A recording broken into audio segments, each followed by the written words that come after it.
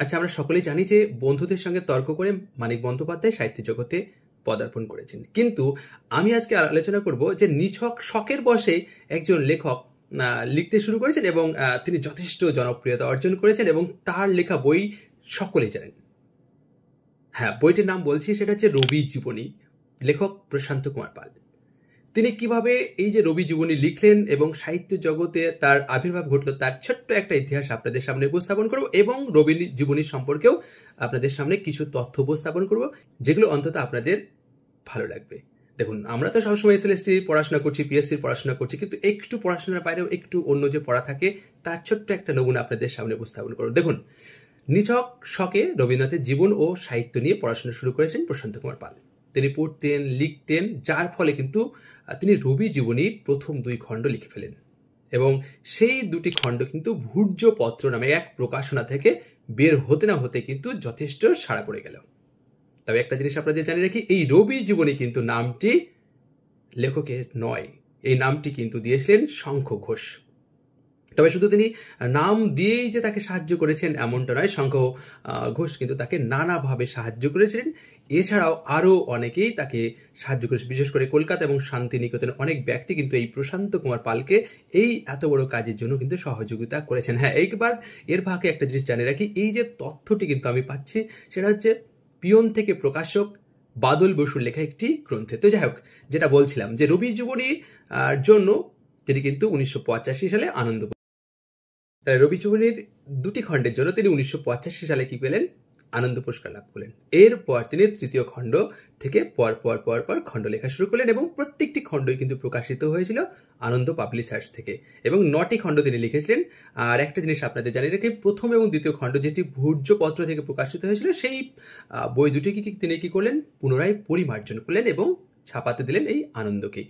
রবি জীবনের 3য় খণ্ড লেখার সময় থেকেই যেন তার রবি জীবনীর লেখাটাই যেন তার জীবনের লক্ষ্য হয়ে দাঁড়ালো। প্রথম দিকে তিনি কলেজ সামলে তাকে যেতে হতো কোথায়? রবীন্দ্র ভবনে, যেহেতু সেখান থেকে তার তথ্য সংগ্রহ করার দরকার। তারপর কখনো কখনো তিনি কি করতেন? গেস্ট হাউসে থাকতেন, কখনো কখনো বন্ধুদের হোস্টেলে থাকতেন। এত টানাপোড়েনের মাঝেও তিনি কিন্তু এই কাজে ফাঁকি দেননি। তবে এই রবি জীবনীর কাজে কিন্তু স্বস্তি পেলেন আনন্দবাজার পত্রিকার যে বৃত্তি তিনি লাভ করলেন এবং বৃত্তিটা পেয়েছিল কিন্তু ওই যে আগের 2টি খণ্ড লেখার জন্য। তো যাই হোক, এইবার তিনি কি করলেন? ওই বৃত্তি পাওয়ার পর থেকে কাকিনাড়ার তাদের বাড়ি, সেই বাড়ির তারা বিক্রি করে পাকাপাকিভাবে তিনি চলে এলেন শান্তিনিকেতন এবং পুরোপুরি মনোযোগ দিলেন গবেষণা এবং এই লেখার কাজ। শান্তিনিকেতন আসার পর তিনি কম্পিউটার পেলেন এবং কম্পিউটারে তিনি তখন কি করলেন? লেখালেখি শুরু করলেন এবং 7ম খণ্ডের প্রথম সংস্করণ বেরিয়েছিল কিন্তু 1404 বঙ্গাব্দে। তার মুখবন্ধে কিন্তু প্রশান্ত কুমার পাল লিখলেন, কি বললেন? যে বইটির অনেকটা অংশ কম্পিউটারে লেখা, সম্পূর্ণ গ্রন্থটিকে মুদ্রণযোগ্য রূপ দিয়েছি আমি স্বয়ং। রবীন্দ্রনাথ কিন্তু বেঁচে ছিলেন সকলেই আমরা 1941 সাল পর্যন্ত। রবি জীবনীর 9ম খণ্ডে রবীন্দ্রনাথের জীবনকে 1900 সাল পর্যন্ত তিনি পুঙ্খানুপুঙ্খভাবে ধরলেন, কিন্তু বাকি মাত্র আর 15 বছর পড়ে রয়েছে।